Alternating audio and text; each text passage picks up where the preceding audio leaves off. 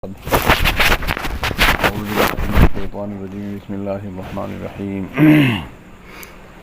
قال يا بني إني أرى في المنام أني أذبحك فانظر ماذا ترى قال يا أبت افعل ما تؤمر ستجدني إن شاء الله من الصابرين صدق الله العظيم قال النبي صلى الله عليه وسلم من لم يضحي فلا يقربن مسلمانا كما قال صلى الله عليه وسلم.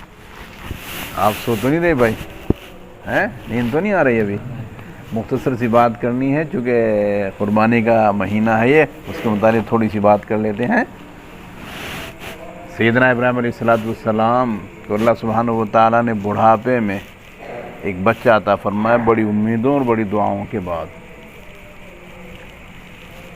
وہ بچہ بھی دودھ ہی پیتا تھا. حکم ہوا اللہ کی طرف سے، ابراہیم اس بچے کو اور اس کی ماں کو یہاں سے لے کر چلو.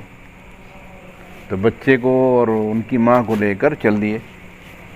جبریل علیہ السلام ساتھ ہیں، راستے میں چل رہے ہیں. جہاں ہریالی آتی، کوئی اچھی جگہ آتی تو حضرت ابراہیم پوچھتے جبریل یہاں ٹھہر جائیں کہ نہیں آگے چلو. چلتے وہاں پہنچ گئے جہاں آج بیت اللہ بنا ہوا ہے.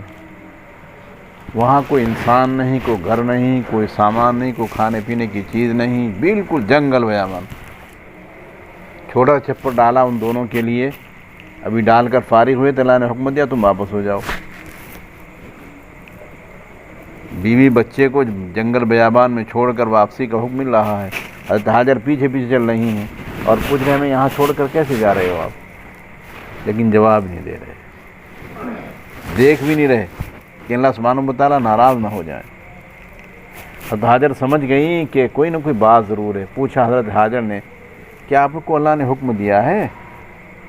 تو چلتے کہا کہ ہاں اللہ کا حکم ہے. تو کیسی صابرہ تھی، انہوں نے فرمایا فَإِذًا لَا يُضِيعُنَّ اللَّهُ ہوتا، اگر ایسی بات پھر اللہ ہمیں ضائع نہیں کرے گا.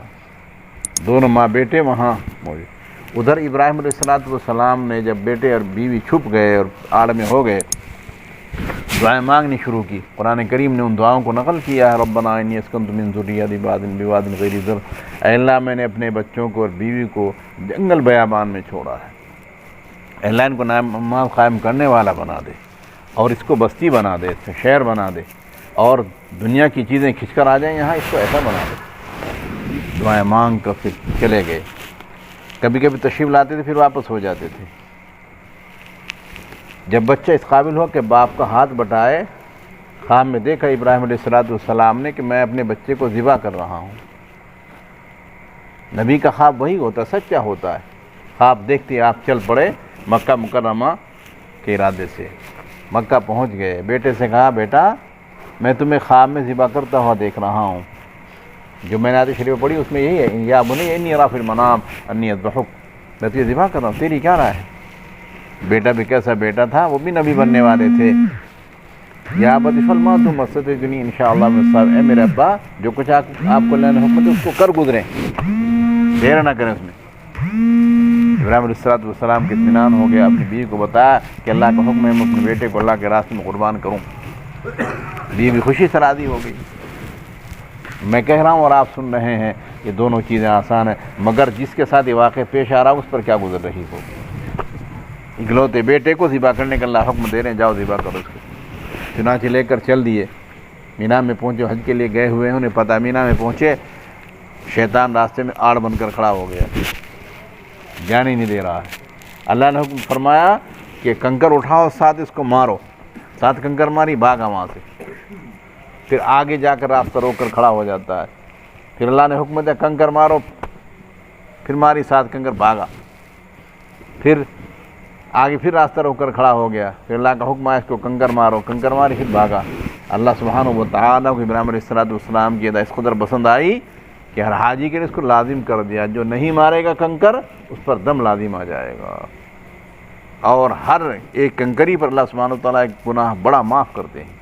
اللہ اپنے فضل سے وہاں کی حاضری کی سعادت سے ہم سب کو مالا مال فرمائے، اور حج اور عمرے کے اپنے فضل سے انوار و برکات سے ہم کو مالا مال فرمائے، اور وہاں کی حاضری مقدر فرما دے. مینا میں لے کر پہنچ گئے. بچہ نصیحت کر رہا ہے باپ کو، ابا میرے ہاتھوں کو اچھی طرح باندھ دینا، پیروں کو باندھ دینا، کہیں حرکت ہو جائے تو اللہ سبحانہ و تعالیٰ ناراض ہو جائیں گے. اور مجھے اوندا لٹانا کہ میرا چہرہ دیکھ کر آپ کو رحم نہ آ جائے، محبت نہ آ جائے۔ آپ کے پاس کفن کے لیے کپڑا نہ ہو، میرے کرتے کو نکال لینا، یا آپ کے لیے کفن میں کام بھی دے گا اور میری ماں کے تسلی کا سامان بھی بنے گا۔ ظاہر ہے جب بچہ ایسی باتیں کر رہا ہو تو باپ کے دل پر کیا گزر رہی ہوگی۔ اوندا لٹایا اور چھری چلانے کی وجہ سے چھری چلا رہے ہیں۔ اللہ سبحانہ و تعالیٰ نے جبریل کو حکم دیا، جبریل جنت سے دمبا لے جاؤ، بچے کو ہٹاؤ اور دمبے کو اس کی جگہ رکھ دو۔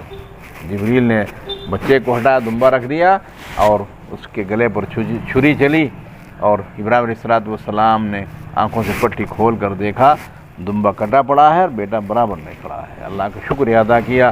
قرآن کریم میں اللہ نے اعلان کیا، قد صدقت الرؤیا انا کذلک نجزی المحسنین، ابراہیم آپ نے اپنے خواب کو سچا کر دیا، اور آپ نے جو بھلا کام کیا ہم بڑے کام کرنے والوں کو اچھے بدلے دیا کرتے ہیں۔ اللہ سبحانہ و تعالیٰ اس کو ایسا قبول فرمائے، ہم سب کے لیے اس کو لازم کر دیا۔ اللہ ہمیں اس میں شرکت کی توفیق عطا فرمائے۔ کیا ملے گا ہمیں اس پر، قربانی پر؟ کیا نبی صلی اللہ علیہ وسلم سے صحابہ کرام نے پوچھا، رسول اللہ ہمیں قربانی پر ملے گا کیا؟ اللہ کے نبی صلی اللہ علیہ وسلم نے ارشاد فرمایا کہ تمہیں ہر بال کے بدلے میں ایک نیکی دی جائے گی۔ بال کتنے ہوتے ہیں جانور پر، شمار نہیں کر سکتا کوئی بھی، کسی نے شمار کیا بھائی؟ کبھی کر ہی نہیں سکتا کوئی۔ تو جس طریقے سے بال بے شمار ہے، اسے نیکی میں اللہ سبحانہ و تعالیٰ انگنت عطا فرمائیں گے۔ صحابہ نے عرض کیا، رسول اللہ صلی اللہ علیہ وسلم بعض جانوروں پر رواں ہوتا ہے، بالوں سے بہت زیادہ ہوتا ہے وہ، کیا ان کے بھی ہر بال کے بدلے میں نیکی؟ اللہ کے نبی صلی اللہ علیہ وسلم نے ارشاد فرمایا بکل اشارۃ من الصوف حسنہ، ہاں روئیں کے بھی ہر بال کے بدلے میں نیکی دی جائے گی۔ اللہ کا کتنا بڑا احسان ہے کہ اللہ نے ہمارے لیے اس قربانی کو نیکیوں کے جمع کرنے کا ذریعہ بنا دیا۔ اللہ میں اس میں شرکت کی توفیق عطا فرمائے۔ اور بھائی اپنی طرف سے تو کریں ہی، اگر ہمت ہے تو اپنے ماں باپ کی طرف سے بھی کریں، زندہ ہو یا مردہ سب کی طرف سے ہوتا ہے۔ اور ہمت اگر ہے اپنے شیخ اور مرشد کی طرف سے کریں، ہمت اور اگر زیادہ ہے تو پیارے نبی صلی اللہ علیہ وسلم کی طرف سے بھی کریں۔ ہمارے نبی صلی اللہ علیہ وسلم نے حجۃ الوداع کے موقع پر 100 اونٹ ذبح فرمائے، 100 کروڑوں کی مالیت بنتی ہے۔ 63 اپنے دست مبارک سے ذبح کیے اور باقی حضرت علی کے حوالے کر دیا، تم ذبح کرو۔ اور ایک سال آپ صلی اللہ علیہ وسلم 2 دمبے منگائے، قربانی کی ان کے گلے پر چھری چلا رہے ہیں، فرمایا ایک میری طرف سے، دوسرا میری امت کی طرف سے ہے۔ پیارے نبی صلی اللہ علیہ وسلم اپنی امت کے لوگوں کی طرف سے قربانی کر کے چلے گئے، تو کیا امت کے لوگوں کا نہیں فرض بنتا ہم بھی آپ کی طرف سے قربانی کریں گے انشاءاللہ؟ ہاں، جن کی ہمت ہے خوب خرچ کرو، پھر دیکھو اللہ سبحانہ و تعالیٰ کیا دیتے۔ اور میرے شیخ مولانا نثار رحمۃ اللہ علیہ کا ایک واقعہ چھوٹا سا ہے، مولانا حنیف صاحب حضرت کے خلیفہ بھی ہیں اور شیخ الحدیث بھی ہیں کھروڑ میں، وہ انہوں نے بیان کیا کہ حضرت کے لیے حضرت تشریف لے جا رہے تھے، میں کھڑکی پر کھڑا تھا، گاڑی سے اتر رہے تھے حضرت، تو جب ایئرپورٹ میں داخل ہونے لگے حضرت نے فرمایا حنیف اپنے ماں باپ کے لیے تم ثواب پہنچاتے ہی ہو، ماں باپ کو تو ثواب ایصال ثواب کرتے ہی ہو، پیارے نبی صلی اللہ علیہ وسلم کے لیے بھی ایصال ثواب کیا کرو، آپ کا ہم پر سب سے زیادہ حق ہے۔ مولانا فرماتے کہ پھر میں نے یہ بات حضرت کی نقل کی لندن میں، تو کچھ مہینے 6-7 مہینے کے بعد ایک آدمی کو فون آیا کہ مولانا جو آپ نے ہمیں بات بتائی تھی ہم نے اس پر عمل کیا، اور پھر میں نے خواب دیکھا، یعنی پیارے نبی صلی اللہ علیہ وسلم کو ثواب پہنچانا شروع کیا، پھر میں نے خواب دیکھا کہ میں بیت اللہ کا طواف کر رہا ہوں پیارے نبی صلی اللہ علیہ وسلم کے ساتھ، آپ کا ہاتھ میرے ہاتھ میں ہے، میرا ہاتھ آپ کے ہاتھ میں ہے، کہاں کی برکت ہے؟ آپ کو ثواب پہنچانے کی برکت ہے۔ کریں گے عمل انشاءاللہ؟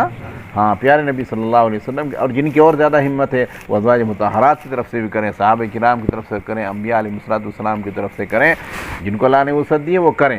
ایک درخواست یہ ہے کہ ایسا جانور قربان کرے جو حکومت کی نگاہ میں ممنوع نہیں ہے، جس کا کرنا ہونا نہیں، ایسے جانور کی قربانی کریں جو جانور منع کیا ہوا حکومت کے، اس کو ہرگز نہ چھیڑیں۔ آدمی ایک گائے ذبح کرتا ہے ایک آدمی، اور سارے ہندوستانی مسلمانوں کو ذلت اٹھانی پڑتی ہے، پھر جیلوں کا منہ دیکھتا ہے، وہاں کی زندگیاں گزارتا ہے، اور ذلت الگ، پٹائی الگ، شتائی الگ، اور پھر وہ جانور قربان کیا جس کو آدمی خوشی سے کر سکے، بعافیت کر سکے، بہت آرام کے ساتھ کر سکے، دھڑاکے کے ساتھ کر سکے۔ چپ کر رہے کیا؟ یہ کوئی قربانی ہے؟ اللہ صحیح جانور کرنے کی توفیق عطا فرمائے. جو باتیں کہی گئی اللہ میں عمل کی توفیق. بھائی ایک بات اور ذہن میں رکھیں, کسی غیر کو تکلیف نہ ہونی چاہیے گوشت لے جانے میں, کھال لے جانے میں, اور یہ ان کی بدبو سے جو پھیلتا ہے, ان کے گوشت سے پوست سے جو بدبو, اس سے بھی احتیاط کریں. جو چیزیں ایسی ہیں جن کو ہم استعمال نہیں کرتے ان کو دفن کر دیجیے, تاکہ بدبو اپنے لیے بھی صحت کو نقصان دینے والی ہے اور دوسروں کو بھی تکلیف ہوتی ہے. اللہ ہمیں ان باتوں پر عمل کی توفیق عطا فرمائے.